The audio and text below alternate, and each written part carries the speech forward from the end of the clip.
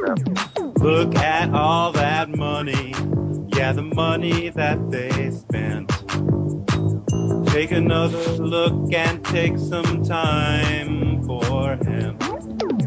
Don't cut trees for paper, cause it hurts the environment. Stop deforestation, yeah, it's time for hemp. An acre of hemp makes 20 barrels of oil. No need for pesticides to poison all our soil. People got no food, they got no clothes, they got no rent. Well, it's time for hemp. Thank you for taking time for hemp. I'm your host, Casper Leitch. You are listening to a special edition of Time for Hemp. Today we are having a 2-hour broadcast, and this is the third conference of 5 in our 2013 Global Hemp Summit focused on ending prohibition. Ladies and gentlemen, I can certainly tell you that the need to end prohibition really is a grave situation. It does impact all of our lives on every corner of this earth. And one of the reasons why it sorely does is because of the international treaties all of our countries on the planet have signed with one another, expedited by the hands and the patriots of the United States legislating body. This broadcast and all the other broadcasts associated with this special presentation is intended to be given to all the leaders of the world and is intended to be presented to members of the United Nations and presented to members of the governing bodies of the United States. With that said, one of my moderators today, Michael Krawitz, will be starting off the 2-hour presentation in discussion of the international treaties today. And Michael, you know, a lot of people do scratch their heads when they hear about international treaties and the impact that they play on the war on drugs.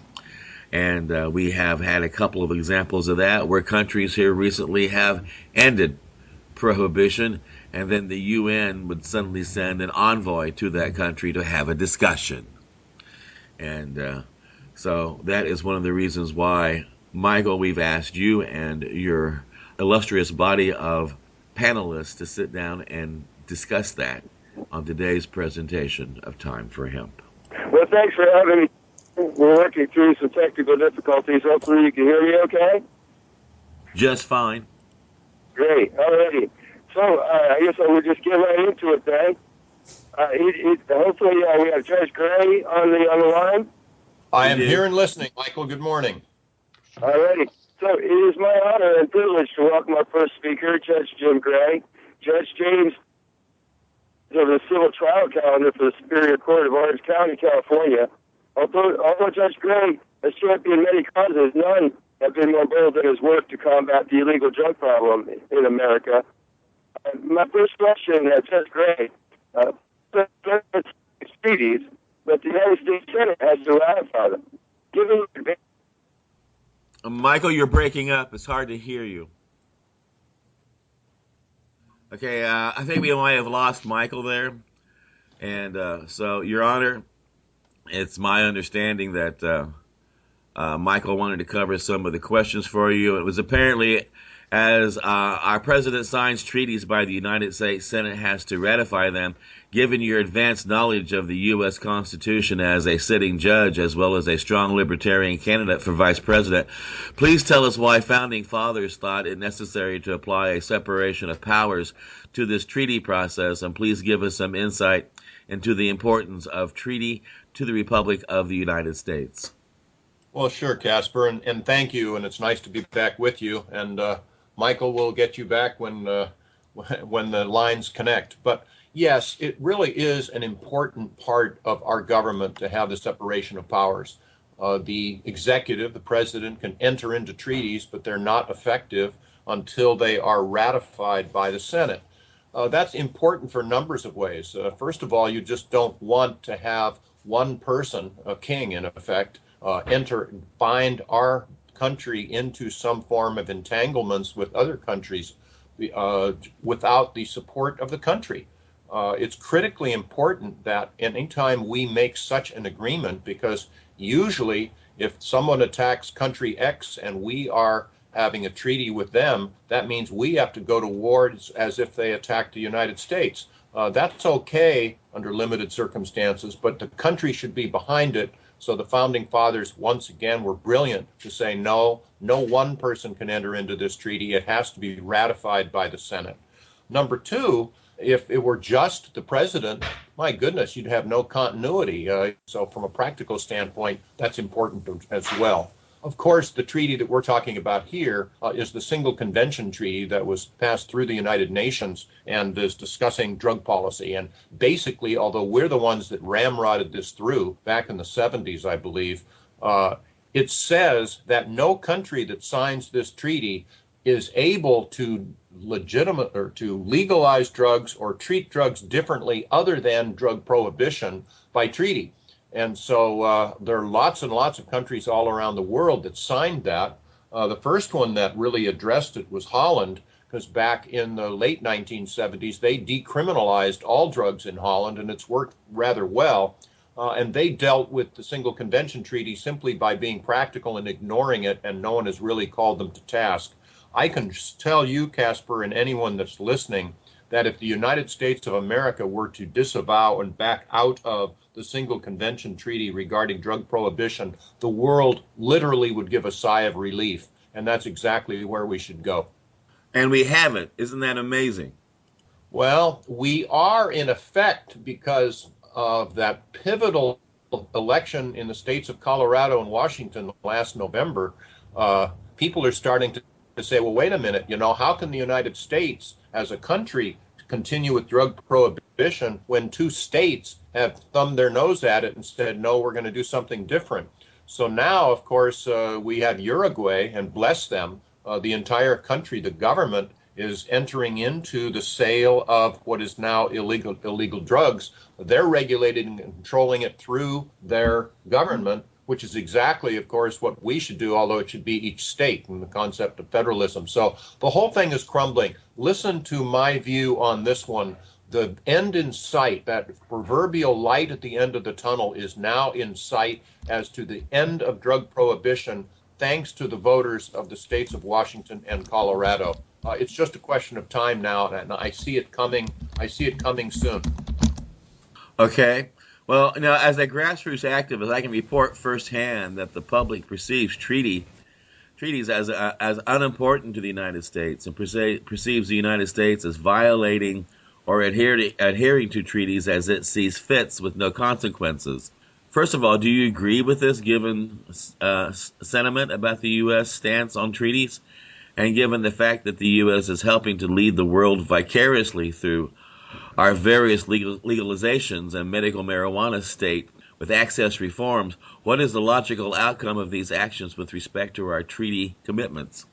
Well, Casper, I think I do agree with most of that statement. We are so strong. We are the only superpower really in the world, and so we kind of do what we want to and look down on our noses at other people that don't, and then persuade them by our money.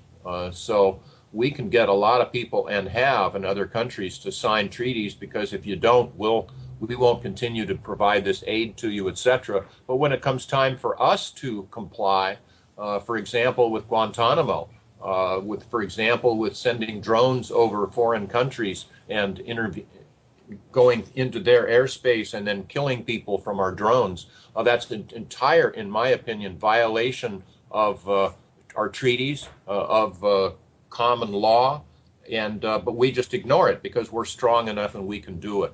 But once again, this whole situation of drug prohibition now is coming down because of medical marijuana. There are like 19 states, I believe, that have passed medical marijuana laws, plus the District of Columbia. The world looks at us and say, wait a minute, that's inconsistent. And of course it is inconsistent, and we ignore it, but the whole thing is coming apart, and hooray for that. Exactly.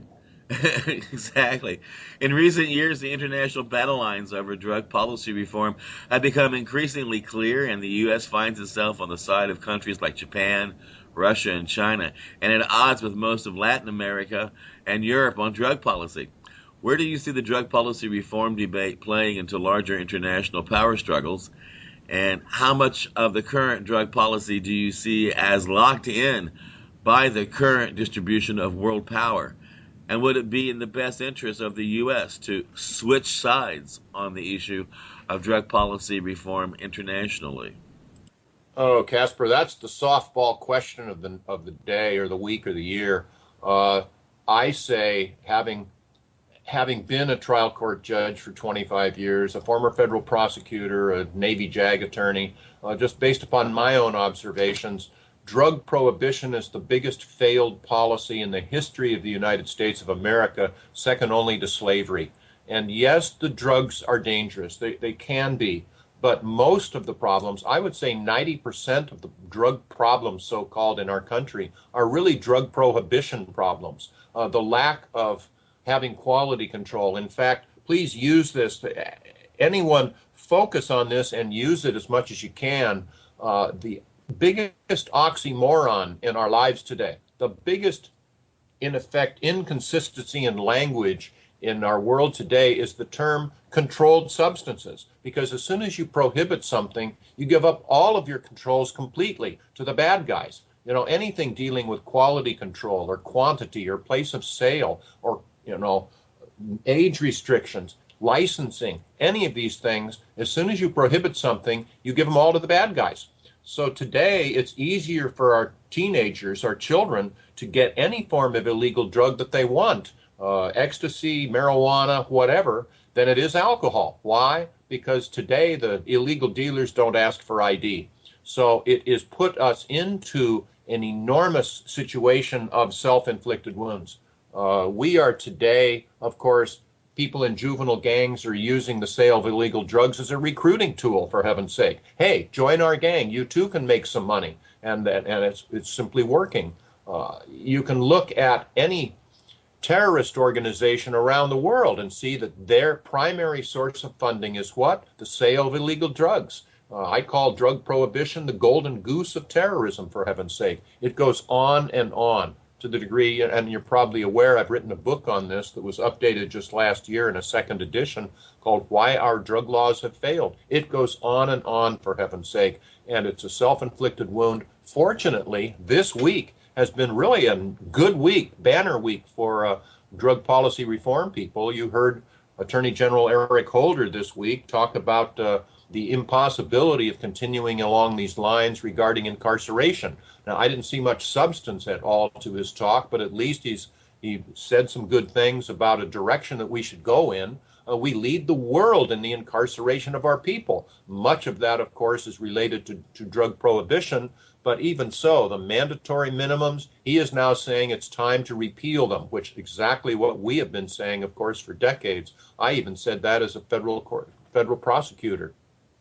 You cannot, no one in Washington, Sacramento, anywhere else in the legislature, know what a reasonable sentence is in advance without knowing who the perpetrator is, who the victims were, how much they were damaged, if at all, the circumstances, the backgrounds. It's just not possible. So we have, and people should quote this as well, 5% of the world's population in our country, but 25% of its prisoners. So we simply must repeal these actions. And now is the time to really put coals on the fire and get this done. Insist that your legislature, your members of Congress, repeal these mandatory minimum laws, these enhancement laws, these 3 strikes and you're out laws. These things must happen. And the other thing, and then I'll stop my diatribe, I have seen, of course, a judge, and it frequently falls back on judges to enforce our civil liberties, to enforce the rights of the minority. But we saw a judge in New York stop the stop and frisk laws in New York City that are a complete violation of the Fourth Amendment. They have no probable cause to start, patting people down or searching them They know full well they're not going to prosecute them. They just want to take whatever contraband they can find and use that as an enforcement tool, which is an outrage. It is simply a violation of our constitutional rights, and this judge had the courage to come up and say so. So that has happened as well. Good things are happening, but now is the time to really insist that it be put substantively instead of just talks like Mr. Holder came up with. I applaud them, but now is the time to put them into action. Well, Your Honor, I want to thank you so much for being part of today's broadcast. Whenever we have you on the show, the audience learns so much, and you bring so much to the table when you sit down and take time for hemp. Thank you so much. And well, thank you, Casper, and thanks for what you're doing. When I sign my books, I almost invariably say it's okay to discuss drug policy. That does not mean that we condone the abuse of drugs. It just means that this is an important thing. We all need to be able to discuss it openly, honestly, fairly, and completely. And programs like this help in that effort. So thanks to you. And Hannah, it's nice to have you on the other line. And I guess Sanho, I don't know if Sanho Tree is on yet, but he's a good man. It's just nice to share in this community. Thanks for the ability to do so. On the program coming up as our next panelist from the International History at London School of Economics, I'd like to introduce John Collins. John, I was wondering if you could please take us through the basic history of the drug control treaties since the first one over 100 years ago. And if you could, please emphasize what countries were the driving force for each treaty to be passed and what the main problems were they were addressing with that treaty. Okay, well, hi everyone. Thanks for having me. It's really great to be with you. Well, I guess I'll start, and I'd just like to echo a lot of what Judge Gray has said. This is very clearly one of the great public policy disasters of the last century, and it's a very complicated issue. But I'm going to try then distill it down into something that's kind of understandable. I think I have about 5 minutes to try to address this question. But if at any point you want to jump in and ask questions, please do. So basically, international drug control efforts, they began in about 1909, and the goal was basically we want to eradicate what they said abuse of certain drugs. And the idea behind it was if we can control the supply of drugs, we can eradicate the abuse of them. And this is where this kind of prohibitionist mindset came from. So what we see emerge at the international level then can be understood in these terms. In other words, think of it as an international commodity that needs to be regulated, that needs to be controlled. And the commodity in this case is opium, and then to a lesser extent, cocaine and marijuana. And then increasingly as the century goes on, cocaine and marijuana take an increasing role. The thing is, every country had a different set of interests and a different conception about how they wanted to solve the, quote, problem. So on one side, you have maybe the US and China to another extent. And their view of this problem is very black and white. It's that you have to prohibit it to solve it. There is only one legitimate use of things like opiates and cocaine and all these other drugs is medical scientific use. And that's medical scientific use that we, in a Western setting, a doctor in a white coat would understand as being legitimate. Now, on the other side, you have countries like Britain and Germany, and they had a far more complex understanding of the drugs issue. And part of this was born by the fact that they had to interact with it on a greater level. Britain had all these colonies where opium use or other types of drug use was tied up within the socioeconomic fabric of the colonies. Yeah. Germany had a growing pharmaceutical sector around the turn of the century. They did not want to see this regulated. They did not want to see this international regulations kind of pushing them out of this field. So it was a highly contentious issue. There was no two countries shared an exactly similar view to it. There was no kind of, it's often told in terms of in 1909, 1912, the international community got together and said, we're going to eradicate drugs. It was nothing like that. It was something that evolved. So the system came out of this long process of evolution. There was protracted negotiations over 5 and 6 decades. There was all these national interests interacting with the system. There was, what state was the most powerful at a given time. That determined what the outcomes were. And there was a huge moralistic element to it as well. So really, as I said, it goes back to 1909. There's this, what's called the Shanghai Opium Commission gets called. And this is really under US leadership, this gets called. But it was a highly discordant meeting. Nothing came out of it. It wasn't, there was practically shouting matches being had in Shanghai. There was no consensus about how to deal with this issue. And the US in particular took a very black and white view of it. nevertheless, they moved towards holding a plenipotentiary conference. And again, this is kind of at the US behest. And so eventually what comes out of that is what we know as the 1912 Opium Convention. And this is the beginning of international drug control. Now, it was a very aspirational convention. There was no real hard commitments that states made to eradicate drugs or to prohibit drugs. It was said they were going to eradicate drug use or drug abuse. Well, they didn't say what abuse was. And it didn't have any mechanisms to achieve it. It didn't have any enforcement mechanisms, anything like that. So what you see over the next 40 and 50 years up to the single convention is an attempt to give that some substance, to give it some kind of enforcement mechanisms, to try find a way of managing and eradicating certain types of narcotics use internationally. So the 1925 convention, it's the first effort to really create an enforcement mechanism, and it creates what's called the Permanent Central Opium Board. Now, I think a lot of people in drug policy have heard of the International Narcotics Control Board, a very maligned, and in my view, kind of justifiably so, international organization. And so this is the real beginning of these kind of international framework and institutions, and it works under the League of Nations. There's a follow-on convention in 1931 that's about regulating the flow of manufactured narcotics, so pharmaceuticals basically internationally. But there's still, that creates a distinction between illicit markets and illicit markets internationally. But there's still a whole plethora of drug use which states are trying to eradicate, particularly the United States. They see opium smoking in Asia or coca use in Latin America. These are all uses of drugs that are not legitimate and should be wiped out. And so this continues on. You have another convention in 1936, you've one in 1948, and it's all about just building on the control, trying to get to a position of prohibiting certain types of drug use. There's an opium protocol in 1953, which never fully comes into force, but the US heavily subscribes to. And then in 1961, you have what we now know as the Single Convention. And this basically pulls together all the other conventions into one. And really kind of it establishes the modern international drug control system. It prohibits certain types of drug use. It establishes it solidifies the kind of the categories for what drugs fall under, those kind of things. And then following on from that, you have another few conventions. The 71 convention, which is about pharmaceuticals, again, psychotropics. In 1972, you have an amendment to the Single Convention, and then in 1988, you have another convention on illicit traffic. But it all really flows from kind of the Single Convention, post-1961. Everything really follows on from that. So I hope that's kind of given a sense. It's a very complex system, and I've tried to distill it down, but I hope that gives a sense of how it's evolved.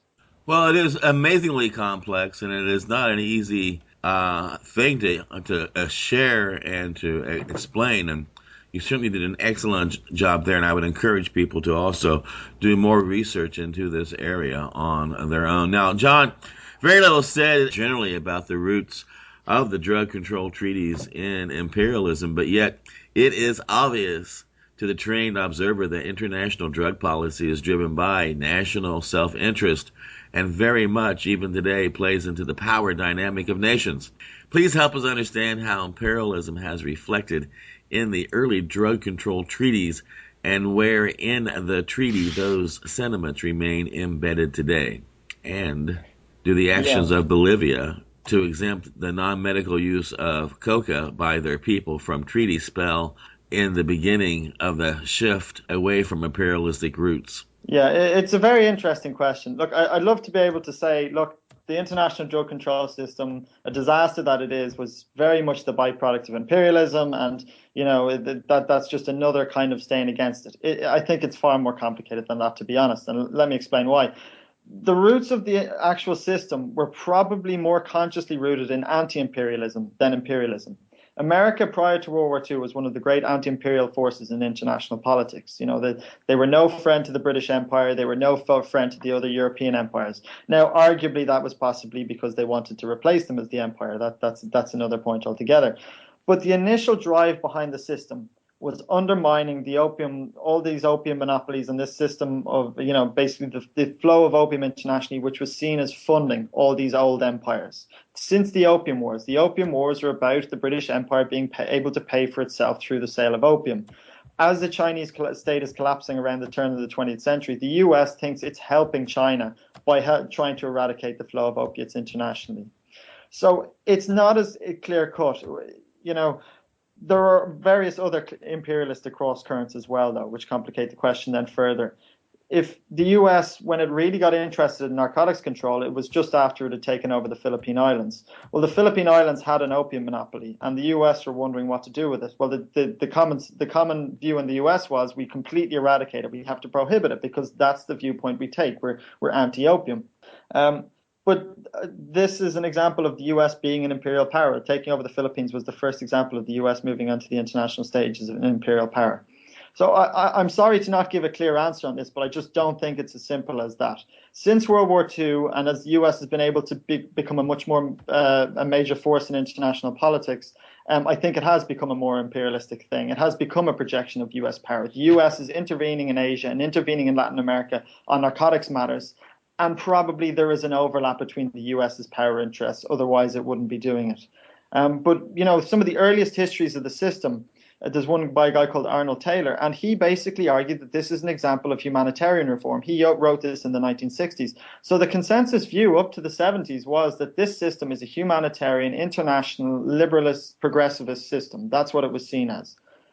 So, you know, as Cold War politics became involved and it became more complicated, then I think you could argue that US imperialism became involved. To draw a straight line between that process and what's going on with Bolivia today, I think is very problematic. You know, even in Latin American countries in the 60s and the 50s, many elites really believed that they were acting in the best interests of the people they governed. And so by signing the 61 Convention, which committed them to eradicating coca use within 25 years, they were acting how they thought was best for their population, but they were also yielding to an international consensus that this is the right thing to do. This is the moral thing to do.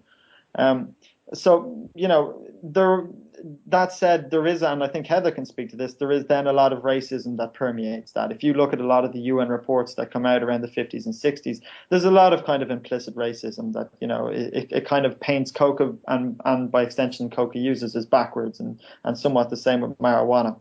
But I think, frankly, reading Bolivia's actions today, it's more an acknowledgement that the 61 Convention is unworkable rather than a clear manifestation of anti-imperialism. Well, you know, many activists, myself included, have read with great interest the preamble to the Single Convention Treaty, where it talks about drugs being indispensable to relieve pain and suffering, and that the countries signing do so at least in part to make sure that access is provided to these important substances. Yet Human Rights Watch now tells us that these preambles are actually a legal requirement that signatory nations are bound to. You want to tell us how the process worked back in 1962 when USA's Henry Anslinger was working hard to get this treaty signed? And was the world sold a bill of goods promising them a better access to important drugs if they signed this treaty? Not really. Frankly, I think that the preamble is a double-edged sword. I think it is vastly over-interpreted because at the time it was really just sugarcoating. It was, you know, some subcommittee within the UN process went and wrote the preamble. And, you know, if you're writing an introduction to an international treaty which you're trying to get states to sign, you're hardly going to say, you know, this is a kind of you know, this is a somewhat important issue which, you know, has some ramifications for certain parts of the global population. You're going to say this is, you know, frame it in grand humanistic terms. We're dealing with great human questions of human health and human survival. We saw a similar example during World War II where US congressmen were saying about drugs that, you know, this is the next slavery that we're fighting to undo here. You know, this is worse than the slavery we undid in the United States. So there was this tendency to frame it in grand terms, but it didn't really influence what the negotiating process was. The preamble didn't really have anything to do with the economic, the political, the social interests that underpin the system. Now, on the other hand, I think it's actually very useful that human rights groups can now look to the preamble and use it against the system, because very clearly the system is massively failing on human rights and public health standards. You know, using its own preamble as a metric, it can be therefore judged very harmful. So I think that's actually quite a good aspect of it. To come to your point about Anslinger, I'd have to say this is actually quite a widespread misconception. Anslinger did not support the Single Convention. Anslinger did everything he could to undo the Single Convention. It wasn't until 1967 that the US actually ratified the Single Convention, and that was only because Anslinger had retired at the time. But he basically thought that this was a retrograde step in control. When I was given my brief outline, I said there was a 1953 Opium Protocol, and that's what Anslinger wanted to see instilled. So I think it's a misnomer to ascribe it to him and to say that he sold it internationally. He really did everything he could to undo it. Well, one thing's for certain, what he put into play is still causing destruction in so many areas of our lives today, whether it be on the front of social change, whether it be talking about the climate change, whether it be talking about human change. Outlawing these substances has had a major impact on the entire world. Yeah, there's no question. It's, the system very early on showed problems. By 1931-32, you see a black market starting to emerge and an international illicit market. And it was very clear that they'd got something wrong, that some of the assumptions hadn't followed through. And basically all the response was, well, let's double down. We need to do more of this. We need a convention criminalizing trafficking. We need to, we just need to get tougher on it. And this has been the response through drug prohibition at a national level, at international level. It has always been just, well, when it doesn't work, try harder. And it's a lack of will. It's a lack, instead of sending someone to jail for 20 years or 10 years, send them to jail for 20 years. So, and this is where all the policy harms have come from, in that a rational kind of strategic assessment of what's going on has never really occurred. It has always just been this emotive kind of double down, get tougher, and that certainly hasn't worked and has created all this universe of policy harms we see internationally. Well, I want to thank you for being on the big broadcast today. Your input into this conference has been amazing, and we certainly appreciate the information that you have shared with us. We look forward to having you back on the show sometime in the very near future. Thank you for having me. And Jeffery, Dhywood, I want to thank you for being on the big broadcast today. I must certainly say that we have had a great discussion so far, and at this point in our conversation, we hope to be able to have a direct discussion with Sanho Tree, and Sanho has not been able to make the conference so far. And I was wondering if perhaps you might be able to answer for him on his behalf. In Latin America, the drug policy on the people in Americas have been, in some cases, instrumental in unspinning the adverse impact of U.S. drug policy on those same regions. Could you explain to us in some detail the adverse impact of the current and past drug policies of the people in Latin America in terms of impact on culture, economics, and, of course, health cost? Yeah, Latin America, as I was saying earlier, is the part of the world that suffers the most from the war on drugs.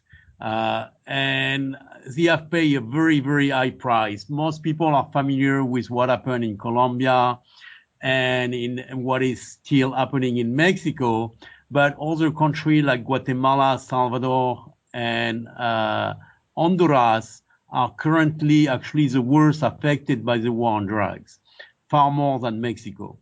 So it all started in the 80s in Colombia. The story in Mexico is quite different. And I would refer people to my own book where I go quite in detail over the history and so on and so forth. But in Colombia really didn't have any drug problem. I mean, the people were using coca leaves on a traditional basis. So in Colombia, there was really not much happening in terms of drug trafficking until the 70s and the 80s. In the 70s, the hippies moved to Colombia because there was a lot of production of marijuana, and then they got familiar with cocaine, and then that's when all got started. At the same time, there was some guerrilla going on in Colombia. So it's hard to attribute what is the cost due to the guerrilla and what is the cost due to the war on drugs. At some point, drug trafficking and the guerrilla kind of merge. So you had right-wing militia and left-wing guerrilla groups that were all financing themselves with drug trafficking and, of course, fighting each other. So this created a lot of damage, which resulted in 3 million displaced people out of a population of 30 million and change. So 10% of the population was displaced. This is the largest displacement population in the history in term of, I mean, in modern history, in term of percentage of the population that was displaced. This is huge. So that's the first thing. And then there were, during the worst time of the Colombian war on drugs and guerrilla and so on and so forth, which were all mixed up, there was probably 200,000 to 300,000 people died out of because of the violence. There was a lot of kidnapping, bombing, mass shooting. I mean, you name it. They had it all. So Colombia paid a very, very high price. This has gotten much better with a lot of infusion of American money, and also with some governments that were cooperating, because prior government were not necessarily quite cooperating with the U.S. They didn't want to launch an all-out war. A lot of politicians were mixed with the narcos, so there were a lot of corruption going on. But with the militarization of the war on drug in the region, there has been some progress, but it didn't really solve anything because the violence moved somewhere else. So it was just moving. It's like it was just moving things around. There was some improvement in Colombia. Colombia is much better nowadays, but now most of the violence moved to Central America. In Mexico is an all different beast, because while there was very little drug trafficking going on in Colombia until the 70s, in Mexico, drug trafficking started with the Mexican Revolution. So, and the links between organized crime and the ruling party, the PRI, goes back to the Mexican Revolution also. Organized crime was used by politicians in Mexico and is still used nowadays as a way to finance shady operation. So we see a very, very different dynamic. I mean, and the problem in Mexico are far more complex because of that, because the system is built around institutionalized corruption. Corruption is part of the system, and it has been going on for more than 100 years now. So this is not something that is going to be solved overnight. The new government of Enrique Peña Nieto that took office in December seems to be negotiating a Pax Narca. I don't know if people have noticed, followed the news recently, but some very prominent drug traffickers that were in jail in Mexico have been released recently. And the Peña Nieto government has stopped publishing statistics on victims of the war on drugs. So violence is still going on. To what extent, nobody knows. It doesn't seem to be going down. It might be going down a little bit. We really don't know. There is just a blackout on information, official information in Mexico regarding the war on drugs.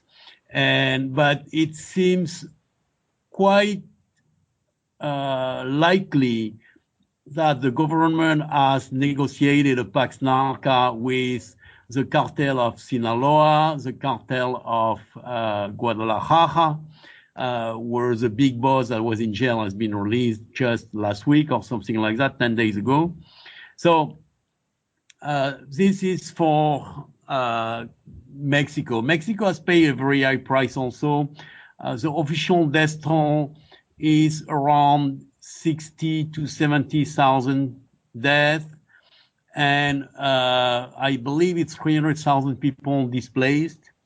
But the part of the world that is paying the highest price nowadays is Guatemala, Honduras, and El Salvador. These countries have been devastated by the war on drugs, and they don't have the institution to, how should I say, to fight the drug cartels. The drug cartel are better armed and better equipped than the army. And actually, the unit, the drug cartel, I mean the Zetas especially, are known to recruit amongst the elite military drug fighting units, which are called, I remember the name, Los Cabiles. Okay, Los Cabiles, which was a force created with American money, trained with American instructor, and created when the current president was in charge of the army. And and actually, how should I say, the Los Zetas have been coming under fire recently. So we really, I would like to talk to some people who are familiar with what is going on really in Mexican politics. It seems that Los Zetas, which I don't know if you are familiar with Los Zetas, is probably the most brutal narco trafficking organization in the history of narco trafficking. They are like ruthless, and they started as a special unit, again, financed, trained by the US, that defected with all of their weapons and everything and their training to the narcos, and became this absolutely ruthless and extremely violent and brutal force in the narco war. Okay, so Jeffrey, Michael Krawitz back on the line. Technical difficulties abound today, but I'm here. Hi, Michael. Here, a third question. This is a great question for you, too. Please take us in some detail to one possible future where drug policy would be a net gain and not a net loss for the people in the Americas. Not only what the legal drug markets would look like, but how problems would be dealt with. But also, well, in my opinion, I mean, the conclusion that I draw from my book is that there is no other solution than legalization. You cannot regulate a market that is illegal. As long as the drug market is illegal, you have violence for control of the market, because there is no rule of law. There is just no legal framework to resolve disputes. And you cannot control quality. So these are the main problems. The main issue with making drugs illegal is that you cannot control them, you cannot control the market, and you cannot control the quality. Most of the damage caused by illegal drugs come from the fact that they are illegal. I mean, a close analysis is pretty clear on that. There is most of the damage come from the violence and come from poor quality control. Like 90% of overdose could be avoided by quality control. All of the centers that are involved with harm reduction and that do free distribution of heroin or cocaine or whatever don't have a problem of overdose. It just doesn't happen. I mean, and if it were to happen, they would close them down. So this is a clear example here. There is a model that could be extended. Obviously, nobody is talking about offering cocaine and heroin and amphetamines in Walmart or 7-Eleven. That's not what it is about. It's about having proper control so that we prevent abuse and we try to prevent harmful use. Use itself for any of the drugs, including heroin, is not necessarily an issue. The issue is abuse, and when the product is illegal, the issue is all of the violence that goes around an illegal marketplace. So if we look, we have existing models of legal drugs. We have the tobacco model, we have the alcohol model, and we have the pharmaceutical model.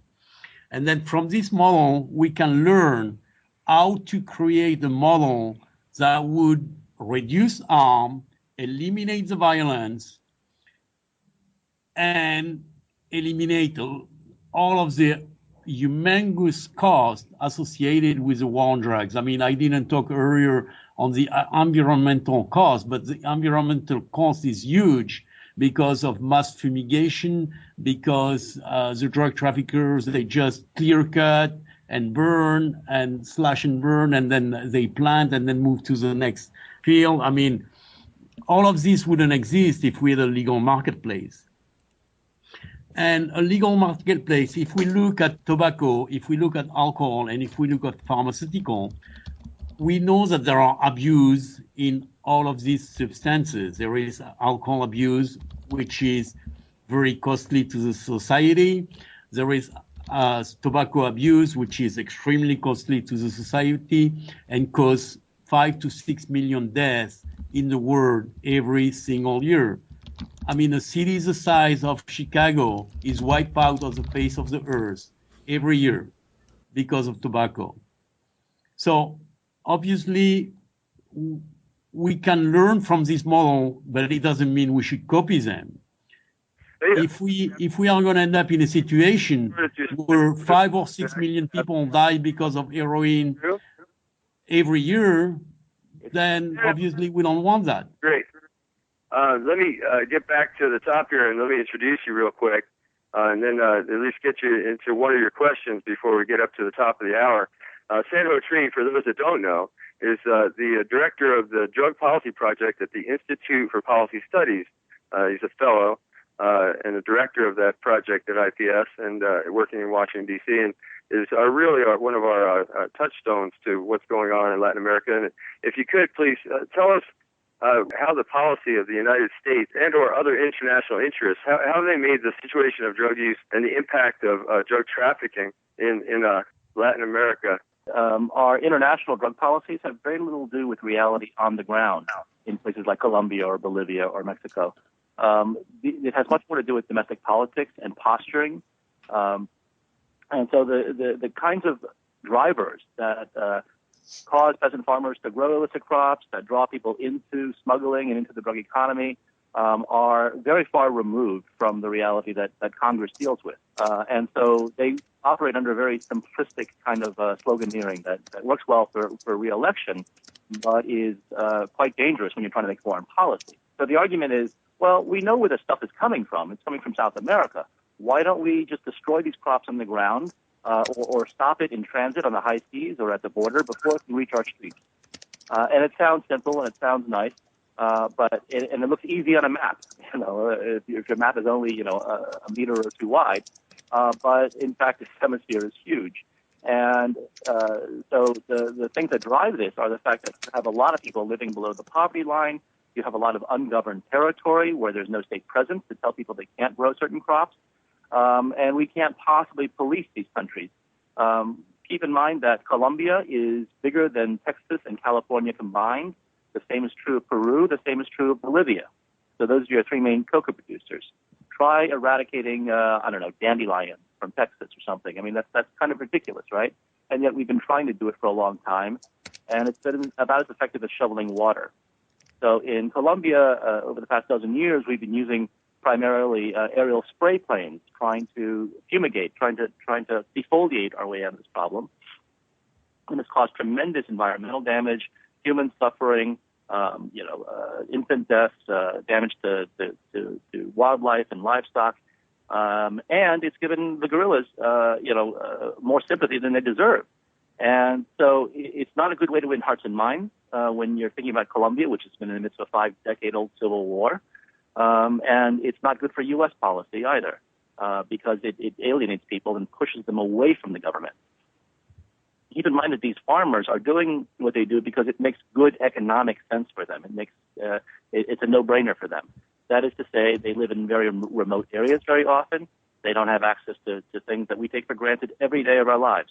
The fact that there are roads, the fact that we have vehicles, our ability to transport things to market. We have electricity, we have phone service, we have all these things that make our lifestyles possible. Very often doesn't exist in a lot of these rural areas. And so it makes economic sense for them to grow crops like coca or poppies or even cannabis because it's easy to transport. And so you don't need a lot of trucks or a lot of extensive road networks to do this. You can convert your coca leaves into coca paste on your farm, very simple chemicals, and transport a kilo of coca paste is a lot easier than transporting hundreds, if not thousands, of pounds of fruits and vegetables. Meanwhile, we attack these farmers, thinking that they're the source of the problem, so we spray them and we punish them. And it puts them into a panic mode because they're living in survival mode, right? And so the question of food security comes to mind for them.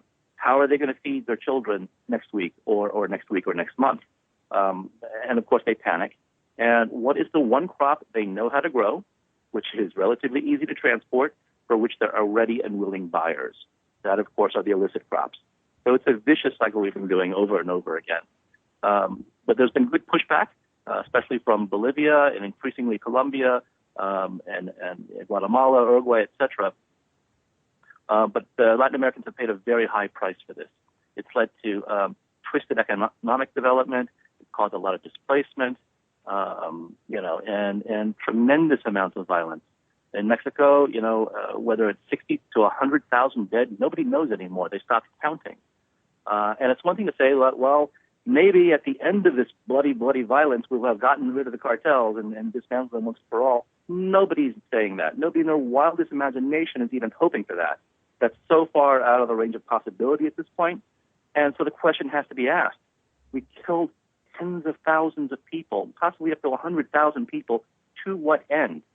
For what purpose? Because at the end of the day, there will still be cartels. There will still be supply and demand in the United States. It'll be a slightly different array, a different constellation of actors, but basically the business will continue. So who does this help?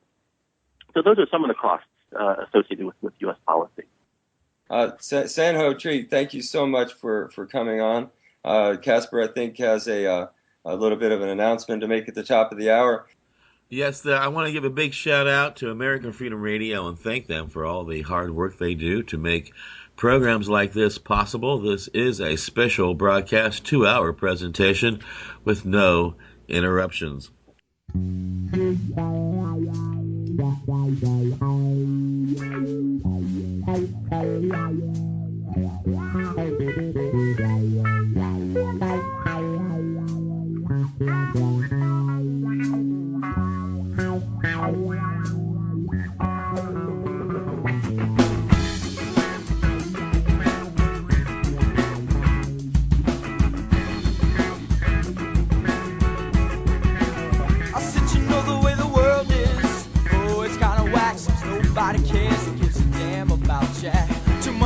Hatred, violence over what politicians can shove it up there.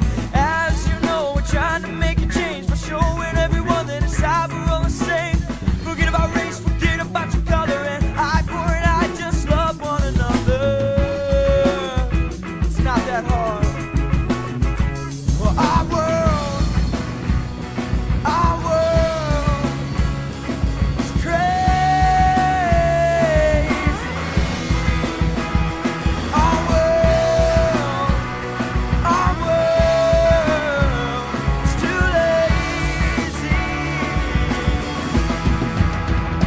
Make a change.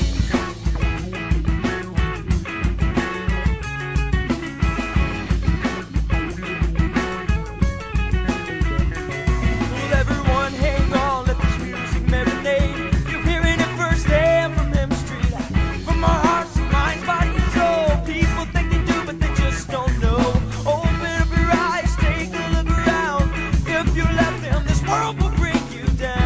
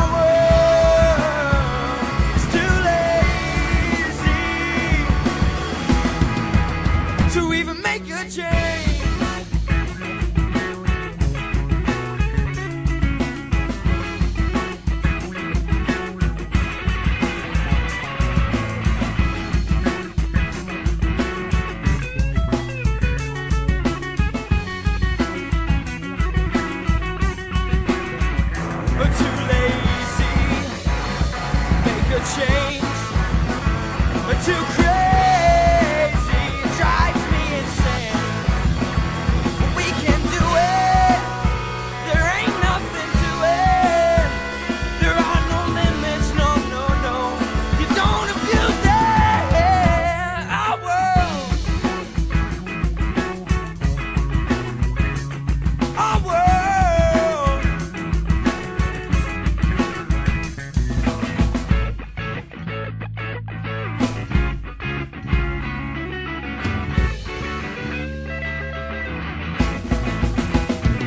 Come on.